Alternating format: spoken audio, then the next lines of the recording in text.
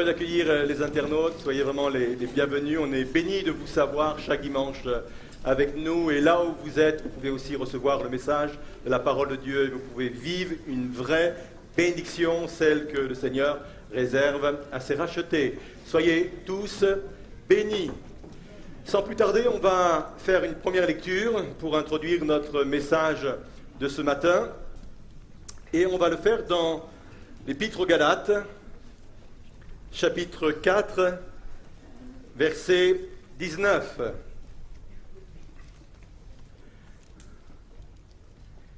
Mes enfants, c'est plein d'affection, pour qui j'éprouve de nouveau les douleurs de l'enfantement. Et il ajoute ceci, jusqu'à ce que Christ soit formé en vous. Et le titre de mon message ce matin est le suivant, Christ formé en nous. Nous sommes toujours dans cette série que j'ai intitulée Les principes de la maturité. Nous sommes au 4e message et nous sommes au dernier message de cette série. Je suis bien conscient qu'on n'a fait qu'effleurer le sujet, mais comme j'ai envie de durer au milieu de vous, dans les 10 prochaines années où je serai encore au milieu de vous, j'aurai l'occasion de revenir sur ce sujet. Vous êtes d'accord? Bon. Il y a 3 qui sont d'accord. Au cours de ces 3 premiers messages, nous avons vu des choses très importantes. Nous avons vu que par la nouvelle naissance, par la conversion, nous étions tous des enfants de Dieu. Et c'est un statut glorieux, c'est une œuvre merveilleuse. Mais nous avions vu également que si nous étions tous enfants de Dieu, nous n'étions pas tous pour autant fils de Dieu. Et que tout était une question de maturité. Et quand on devient enfant de Dieu, l'objectif c'est qu'un jour nous devenions fils de Dieu. Pour quelle raison? Parce qu'un enfant, même s'il est héritier de tout, il ne rentre en possession de son héritage simplement une fois qu'il est fils.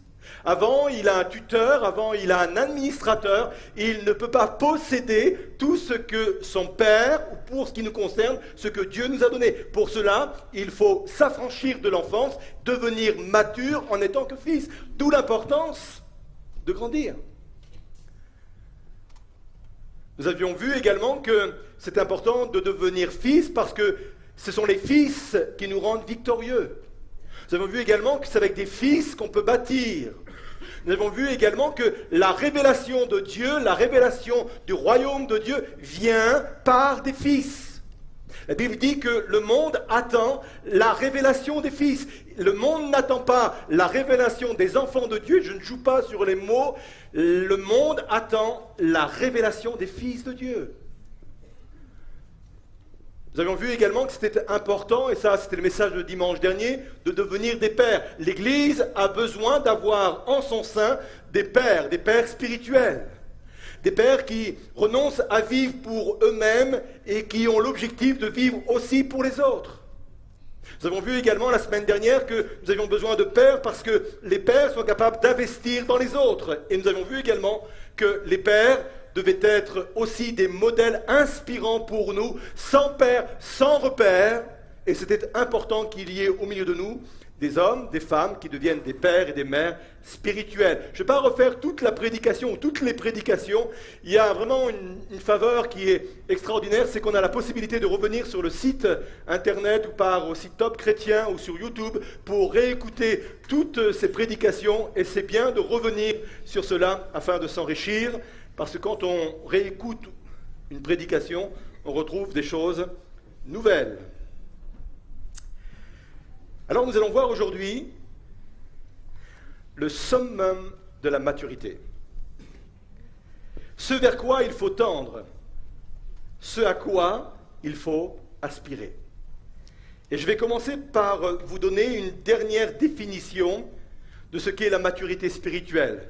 Et cette dernière définition, nous la trouvons dans Éphésiens 4, verset 13, où il est dit ceci, le contexte, c'est que Dieu a donné à l'Église des ministères tels que apôtres, tels que prophètes, tels qu'évangélistes, tels que pasteurs et docteurs, et tous ces ministères ont été donné pour que nous parvenions à l'unité de la foi, à la connaissance du Fils de Dieu, et il est dit à l'état d'homme fait, c'est-à-dire homme mature, homme adulte, et il est dit ceci, à la stature, à la mesure de la stature parfaite de Christ. Et là, on se dit, Dieu, tu mets la barre très haute. Que nous devenions à la stature parfaite de Christ. Comprenez bien que quand Jésus est venu sur la terre donner sa vie pour nous sur la croix, quand il a été déposé dans le tombeau et qu'il est ressuscité le troisième jour, quand Dieu a donné son Fils, il ne l'a pas simplement donné pour que nous soyons sauvés et que nous arrivions un jour au ciel. C'est déjà beaucoup, c'est déjà important, mais ce n'était pas le seul objectif de Dieu. L'objectif de Dieu, c'était que nous puissions retrouver notre état d'origine, avant la chute de l'homme.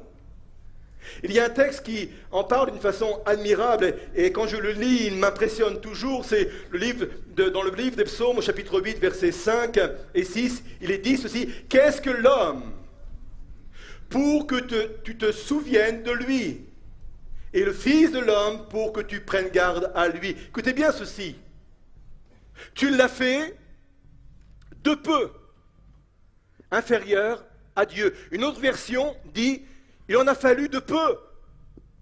Il en a fallu de peu que les hommes que nous sommes soyons semblables à Dieu. Et tu l'as couronné de gloire et de magnificence. Quand Dieu a créé l'homme à l'origine, il l'a créé comme cela, de peu inférieur à l'homme. À Dieu. Alors si je suis de mauvaise foi, je dirais que c'était pour voir si vous suiviez.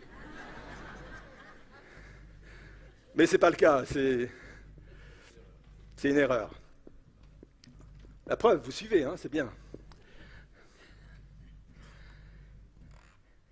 Et en fin de compte, la chute de l'homme, le péché, la désobéissance, a fait que l'homme a dévié de son but original. Vous savez ce que veut dire littéralement le mot péché? Le mot péché veut dire rater la cible. C'est l'image d'un archer qui est en train de viser une cible, et c'est sûr, il est tellement doué que la flèche va atteindre le milieu de la cible, mais à un moment donné, il y a un incident de parcours, on ne sait pas ce qui se passe, peut-être qu'on lui a donné un coup de coude, mais tout a été dévié, et la flèche a tapé à côté de la cible. À l'origine, Dieu nous avait créés pour être de peu inférieurs à lui. Mais on a raté la cible par le péché. Mais Dieu veut mettre tout en œuvre pour que nous soyons semblables à Christ, pour qu'on revienne à l'état d'avant le péché.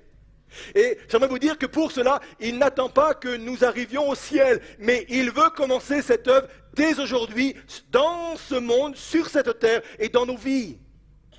C'est évident que sur terre, personne ne sera parfait. Ça vous rassure? Personne.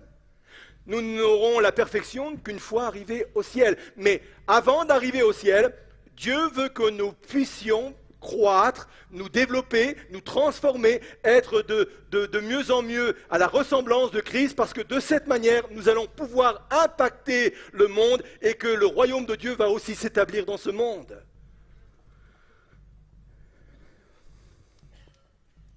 Alors on va se poser cette question, comment se produit cette transformation? Et j'ai 3 réponses. La première réponse est la suivante, elle est très importante. La transformation part de l'intérieur vers l'extérieur.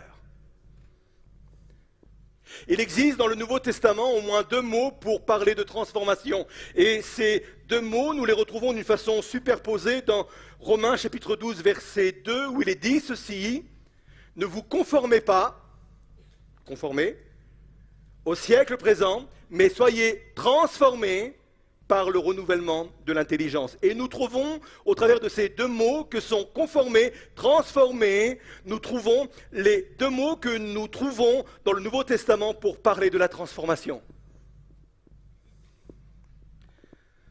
Tout d'abord, conformer. Littéralement, c'est l'idée que l'on retrouve dans la transformation de Satan quand il est dit « il se déguise en ange de lumière ». C'est la même idée, c'est la même racine. Il est question seulement d'un changement de façade. Il est question uniquement d'un déguisement.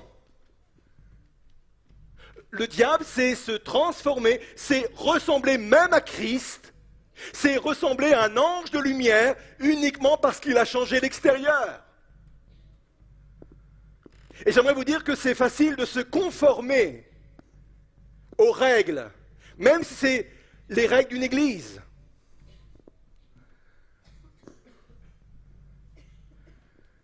Vous savez, c'est facile, il suffit de venir dans une église et de dire mais c'est quoi votre éthique morale? Moi, je suis capable de vous déballer, de vous décrire ce qu'est l'éthique morale d'une église ou plus particulièrement de notre église. Et je peux essayer extérieurement d'atteindre cette éthique morale. Je peux essayer. Alors je vais commencer à construire des digues, je vais commencer à construire des résistances naturelles ou humaines, des barrages humains. Et je vais comme cela me bâtir une façade, me bâtir un extérieur. J'aimerais vous dire que c'était extrêmement dangereux de vivre un changement de cette manière. Parce que tôt ou tard, la digue cède. Sous la pression du monde, sous la pression du péché, sous la pression de la tentation, à un moment donné, la digue va céder. C'est pour ça que parfois on a des gens au milieu de nous, ça fait 20 ans qu'ils sont là, ça fait 30 ans qu'ils sont là, et à un moment donné, on ne sait pas, comme disent les jeunes, ils partent en live. Je ne l'ai pas dit bien, hein? Si, j'ai bien dit. Je parle en langue, vous savez, hein? On se dit, mais comment c'est possible? Ils étaient sur l'estrade, ils jouaient des instruments, ils dirigeaient la louange, ils prêchaient même parfois. Comment c'est concevable? Comment c'est possible que des hommes et des femmes en arrivent là alors qu'ils étaient au milieu de nous depuis très longtemps? Parce qu'ils se sont simplement conformés. J'aimerais vous dire même, écoutez bien ceci parce que ça me semble extrêmement important, même si ce code moral vient des 10 commandements. Vous les connaissez, les 10 commandements?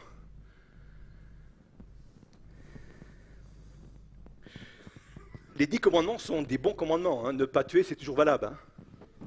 Ne pas voler, ça l'est toujours. Mais les 10 commandements nous montrent uniquement le caractère de Dieu. Les 10 commandements nous révèlent les exigences de Dieu. Mais j'aimerais vous dire ceci, qu'aucun commandement n'a le pouvoir d'endiguer le péché. Si ça avait été le cas, j'aimerais vous dire que Jésus n'aurait pas eu besoin de venir sur la terre donner sa vie sur la croix. Si les commandements auraient suffi pour nous changer, nous transformer, Jésus ne serait jamais descendu du ciel, n'aurait jamais donné sa vie sur la croix.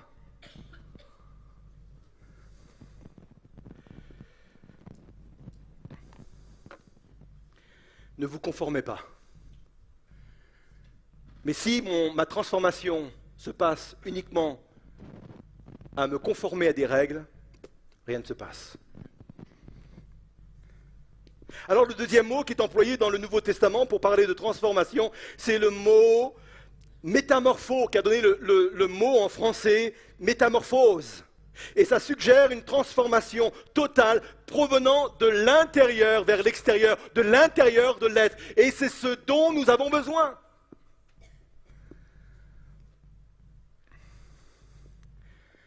Vous savez, quand Moïse s'est retrouvé devant l'Éternel et que l'Éternel lui a confié la mission d'aller libérer le peuple d'Israël, Moïse, à un moment donné, va dire, mais comment ils vont savoir que je parle en ton nom? Comment ils vont savoir que je viens de ta part? Et l'Éternel va lui donner 2 signes pour cela. Le premier signe, c'est le signe avec le bâton qui se transforme en serpent, et vous connaissez cette histoire. Et le deuxième signe est le suivant, il va dire, oh Moïse, mets ta main sur ton sein, mets ta main sur ton cœur.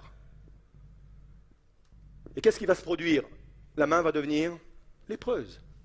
Et à un moment donné, il va dire, remets la main sur le cœur et la main va devenir saine. Ça nous parle de quoi ça? Ça nous parle que si la main est lépreuse, c'est parce que le cœur est lépreux. Dans certains pays, quand on vole, on leur coupe la main. Mais ça ne change pas le cœur. C'est de l'intérieur que doit venir la transformation. Et peut-être que quelqu'un se bat depuis des années contre quelque chose de plus fort que lui. Et j'aimerais qu'il puisse réaliser que vous conformez à des lois, vous conformez à des commandements, vous conformez à des règles éthiques, morales, que sais-je. Tout cela ne va pas vous transformer. C'est de l'intérieur que ça vient. C'est de l'intérieur. Comment se produit cette transformation? Deuxième réponse. En réalisant que Christ vit en nous. Et là, on va toucher quelque chose de très important. Colossiens 1, versets 26 et 27 dit ceci. C'est là où on voit le caractère important de ce sujet, parce qu'il dit, l'apôtre Paul dit, il n'emploie pas des mots comme ça au hasard, il dit, le mystère caché de tout temps et dans tous les âges, mais révélé maintenant à ses saints, à qui Dieu a voulu faire connaître quelle est la glorieuse richesse de ce mystère parmi les païens, savoir, quoi? Christ en vous, l'espérance de la gloire. Ce mystère-là, l'apôtre dit que Dieu l'a caché pendant des siècles. Tous les personnages, même de foi, de l'Ancien Testament, n'avaient pas la révélation qu'un jour, les croyants que nous sommes, allons vivre quelque chose d'extraordinaire. C'est que Christ allait venir habiter en nous. Et j'aimerais vous dire que ça, ce n'est pas une image. Ce n'est pas du domaine de l'allégorie. C'est une vérité. C'est une réalité. Non seulement Christ est au milieu de nous, mais j'aimerais vous dire que d'une façon littérale, Christ est en nous, par le Saint-Esprit. Il y a des choses qu'on ne peut pas forcément expliquer avec des mots, mais il y a des choses que l'on doit saisir par la foi. C'est le propre même de la foi des croyants. Il y a des choses dans la parole de Dieu que je peux comprendre d'une façon intellectuelle, mais il y a des choses que je dois comprendre et saisir par la foi, que je dois recevoir par révélation. Et les croyants que nous sommes ont besoin ce matin d'avoir cette révélation que Christ, par le Saint-Esprit, habite littéralement en nous, dans notre esprit.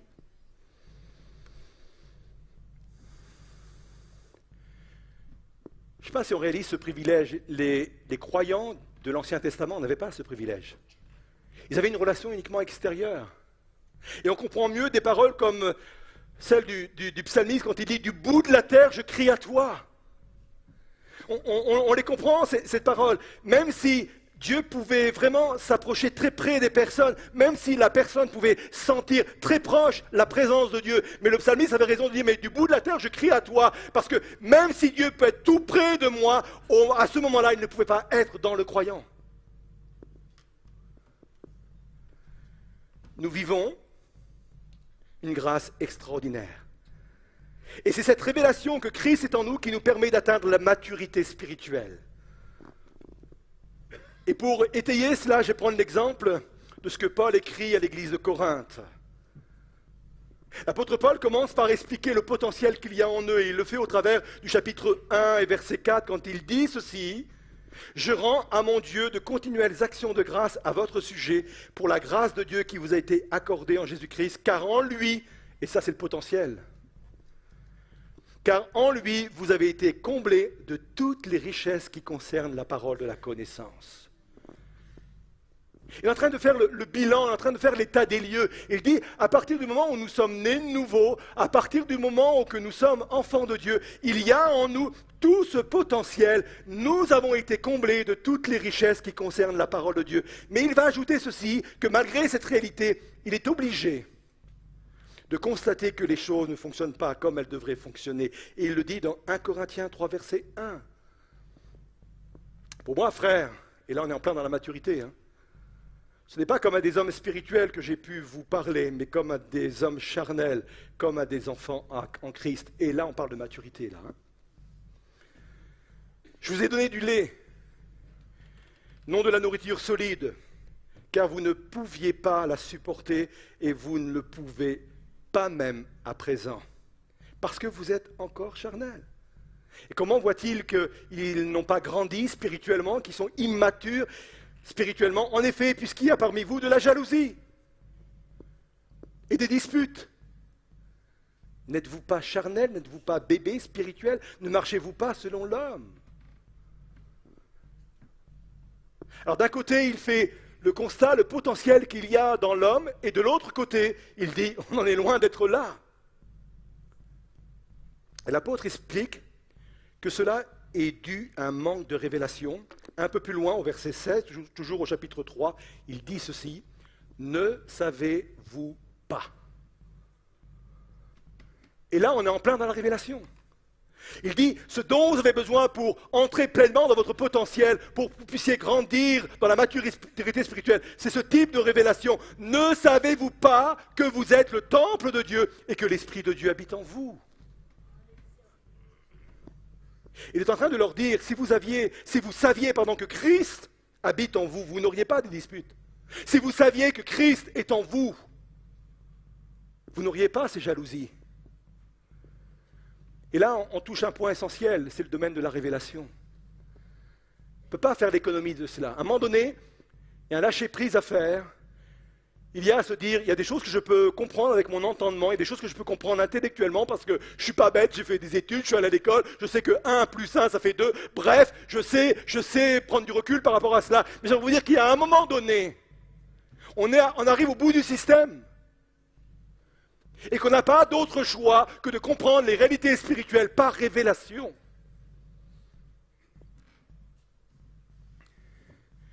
Ce que l'apôtre dit à Éphésiens, il prie pour cette église qu'il aime, il prie pour cette église qu'il a enfantée, et il dit, mais je prie pour que Dieu ouvre, illumine les yeux de vos cœurs, pour que vous puissiez comprendre, réaliser ce que vous avez en Jésus-Christ.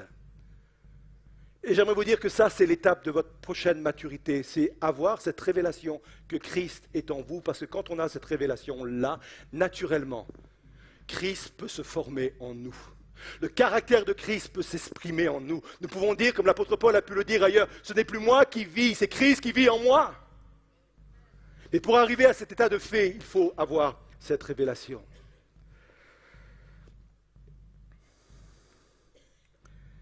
Comment se produit cette transformation? Une dernière réponse. En portant les regards sur la parole de Dieu. Écoutez bien ceci. Nous devenons ce que nous méditons. Je vais prendre une autre image. Nous devenons ce que nous mangeons. D'une façon littérale, vous savez ça, hein? Il y en a qui sont en forme d'hamburger ici. Ne vous retournez pas, s'il vous plaît, ne regardez pas le voisin qui est derrière vous.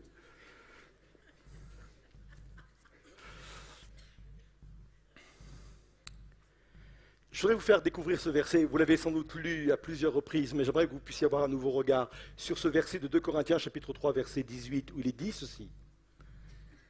Nous tous, qui, le visage découvert, contemplons comme dans un miroir la gloire du Seigneur, nous sommes transformés en la même image, de gloire en gloire, comme par le Seigneur l'Esprit. Suivez-moi dans le déroulement de ma pensée. Tout d'abord, il est dit que quand nous contemplons Christ, nous le voyons comme dans un miroir, et ça, c'est l'image même de ce que nous faisons quand nous lisons la parole de Dieu, parce que la parole de Dieu est considérée dans une autre épître comme un miroir. Vous êtes d'accord avec moi? Mais le miroir de la parole de Dieu est un miroir qui ne révèle pas d'une façon parfaite l'image de Christ. La parole de Dieu est parfaite. Oh là, je sens que je ressens une pression là. La parole de Dieu est parfaite. Mais il est dit, comme dans un miroir, nous contemplons le visage de Christ comme dans un miroir. Et le miroir de l'époque, c'est un miroir de métal poli. Donc quand on se regardait dans un métal poli, franchement, c'était pas réaliste. Hein. Voilà, on avait une certaine image de nous-mêmes. Bon, on pouvait voir éventuellement si on était plus ou moins bien coiffés, mais on ne voyait pas les détails. Vous êtes d'accord avec moi? Et la parole de Dieu, elle agit de la même façon avec nous. On voit Christ, mais on le voit au travers d'un métal poli. C'est compliqué vraiment de comprendre toute la parole de Dieu, parce qu'on a une intelligence humaine, parce que la révélation n'est pas tout à fait là, parce qu'on est imparfait, l'homme est imparfait, les pasteurs qui prêchent la parole de Dieu sont imparfaits, donc c'est difficile d'avoir vraiment tous les détails de la personnalité et de la personne de Christ. Mais malgré cela, en contemplant de cette façon-là, la Bible dit, nous sommes transformés, métamorphosés littéralement, de gloire en gloire. Ne sous-estimez pas la puissance de transformation qu'il y a dans la lecture de la parole de Dieu, même si par notre nature, ce que nous en faisons est très imparfait.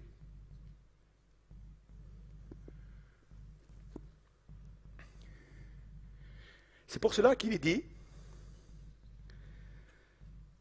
1 Jean 3, verset 2, « Bien-aimés, nous sommes maintenant enfants de Dieu et ce que nous serons n'a pas encore été manifesté. Mais nous savons que lorsque cela sera manifesté, nous serons semblables à lui. Pourquoi ? Parce que nous le verrons là, non point au travers d'un miroir poli, mais nous le verrons tel qu'il est. Le fait de le voir tel qu'il est nous transforme d'une façon radicale et nous serons semblables à lui parce que nous le verrons tel qu'il est. Suivez-moi dans mon explication. Ça veut dire qu'il suffirait que Dieu se montre littéralement au milieu de nous pour que nous devenions parfaits. Mais en attendant ce lieu-là, ce moment-là, il nous donne la parole de Dieu et on peut le discerner d'une façon imparfaite à cause de tout ce que j'ai dit. Mais malgré que je peux le discerner d'une façon imparfaite, je suis quand même transformé de gloire en gloire. Elle est puissante, la parole de Dieu. Hein. Elle est puissante. Je le disais à un groupe de réflexion il y a quelques jours de cela. Même quand je lis la parole de Dieu et que je ne la retiens pas, elle fait quand même son effet en moi. C'est formidable. Hein.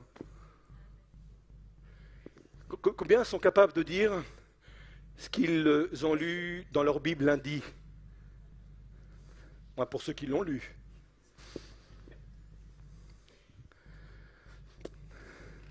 Moi, je sais qu'en ce moment, je suis dans le livre des Proverbes, mais vous dire d'une façon ce que j'ai lu lundi, mais c'est pas grave. Elle fait son effet. Cet effet de transformation. Je vais aller plus loin. De gloire en gloire. Autre version, de jour en jour. Écoutez bien ceci. Vivre ma vie chrétienne n'est pas de venir à l'église. Si on me pose cette question, as-tu une vie chrétienne, et que je réponde, oui, j'ai une vie chrétienne, je vis tous les dimanches à l'église, j'aimerais vous dire que le buzzer va se faire entendre parce que c'est une mauvaise réponse. Ce n'est pas à l'église que l'on vit sa vie chrétienne. À l'église, on vient pour être équipé, formé, encouragé et envoyé. Ma vie chrétienne, c'est à l'extérieur, c'est tous les jours qu'elle existe et qu'elle vit. Et j'aimerais vous dire que c'est cette vie-là qui a le plus d'impact sur ma vie personnelle. À partir du moment où j'ai une vie chrétienne de jour en jour, c'est cela. C'est pas seulement l'immense. Je crois à la puissance de la prédication. Sinon, j'arrêterai de faire ce que je fais tous les dimanches. Je crois à l'impact que nos cultes ont sur les vies. Je crois à l'impact de la parole de Dieu sur nos vies. Mais j'aimerais vous dire que si vous attendez uniquement sur le dimanche pour devenir mature, vous allez attendre longtemps. Vous allez rester des enfants. La transformation, dit l'Écriture, se fait de gloire en gloire, c'est-à-dire de jour en jour. Ne sous-estimez pas 10 minutes de lecture de la parole de Dieu par jour. Là, je suis très pratique. Vous avez des gens qui se mettent des barres très hautes, qui disent, moi, 1 heure tous les jours. Vous savez, le temps, si ça tient, faites-le. Mais moi, je préfère des petits engagements qui tiennent que des gros engagements qui ne tiennent pas.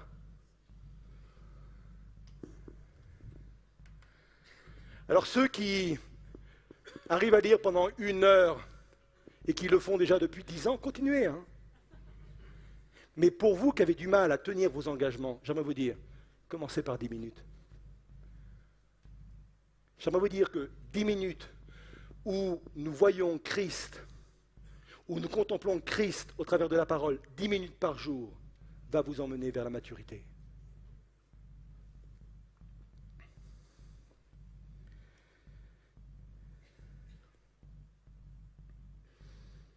Je vais conclure. titre de ce message, c'est que Christ soit formé en moi, soit formé en nous. Et on a compris que la transformation se faisait de l'intérieur parce que Christ était en nous. Et le but, c'est vraiment qu'il prenne de plus en plus de place en nous, pour qu'il prenne forme en nous, pour qu'il soit formé en nous. Et Christ formé en nous, en fin de compte, c'est l'expression de ce que l'on appelle le fruit de l'esprit. L'amour, la joie, la patience, etc., la paix, vous connaissez tout cela. Mais j'aimerais vous dire que cette transformation commence par une prière pour obtenir de l'aide. Parce qu'il s'agit d'une chose spirituelle et qu'il faut donc une puissance spirituelle pour y arriver.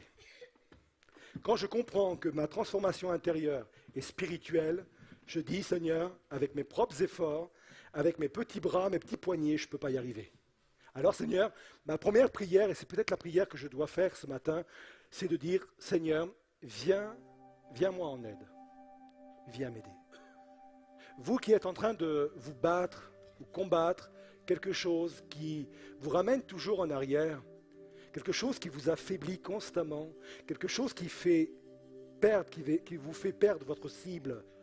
J'aimerais dire que peut-être la première chose à faire ce matin et la suivante, c'est de faire monter vers le Seigneur et de lui dire, Seigneur, viens-moi en aide. Cette transformation, elle est spirituelle. Moi, je suis charnel. Elle est spirituelle. J'ai besoin d'une puissance spirituelle pour pouvoir vivre cette transformation, pour que Christ soit formé en moi. Le deuxième conseil que je vais vous donner, c'est l'aspiration. Aspirer à devenir comme Christ. Vous ne pouvez pas imaginer l'impact que cela peut avoir dans nos vies, simplement le fait d'aspirer à être comme Christ.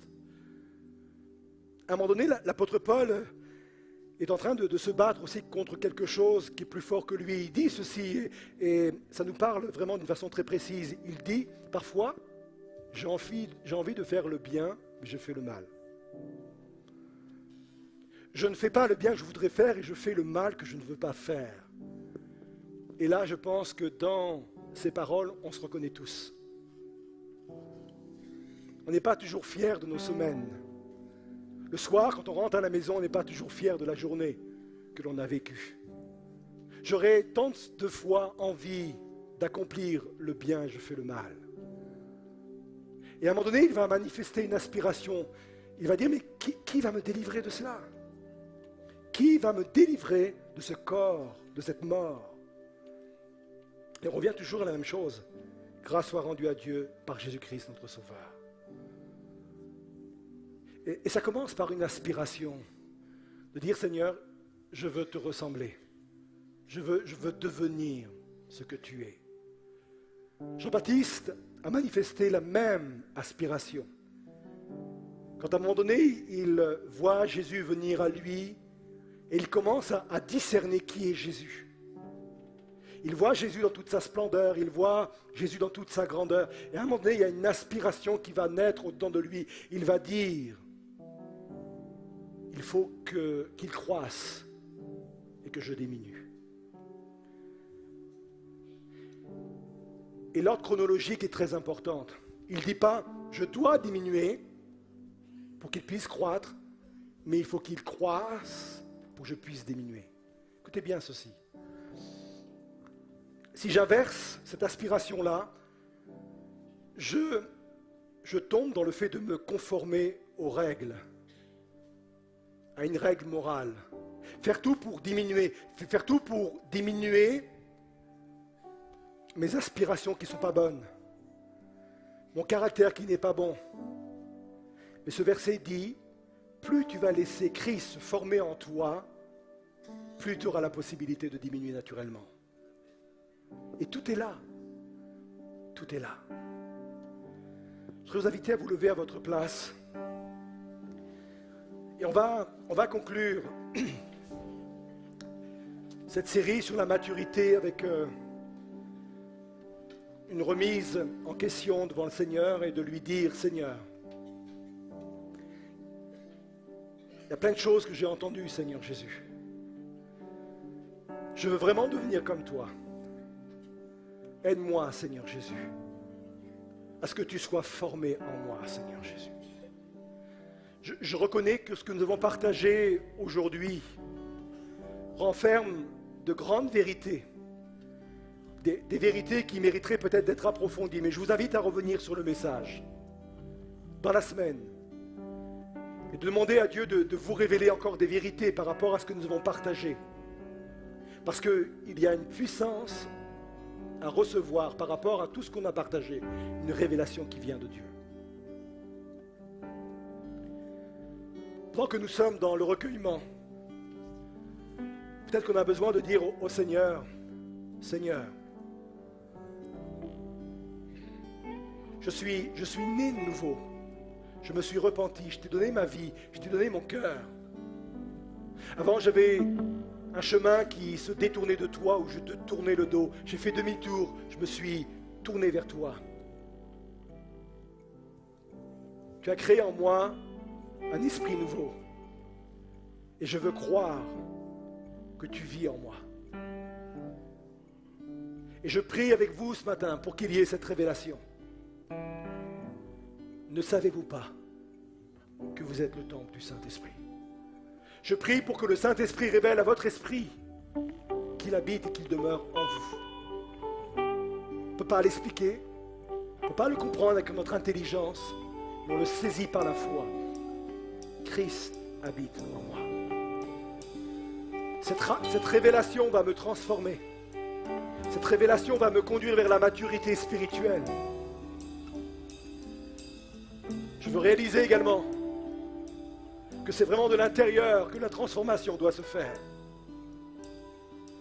Je mets de côté le légalisme. Je mets de côté les règles d'éthique, morale, uniquement parce que je veux moi-même les appliquer. Mais je réalise que pour les appliquer, j'ai besoin que ça vienne de l'intérieur.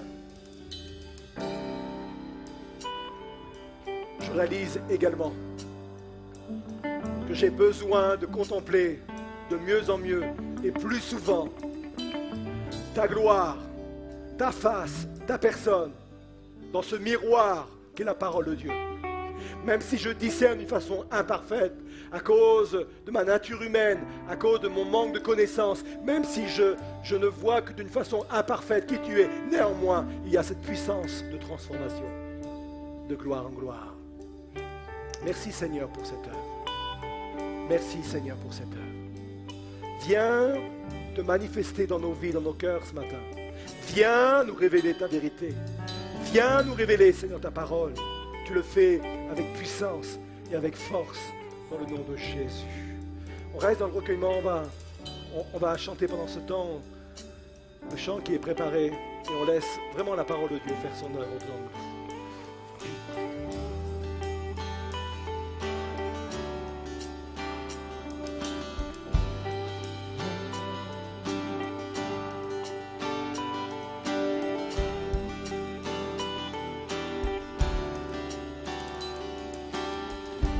Quel grand amour que la terre te loue, que la terre te loue.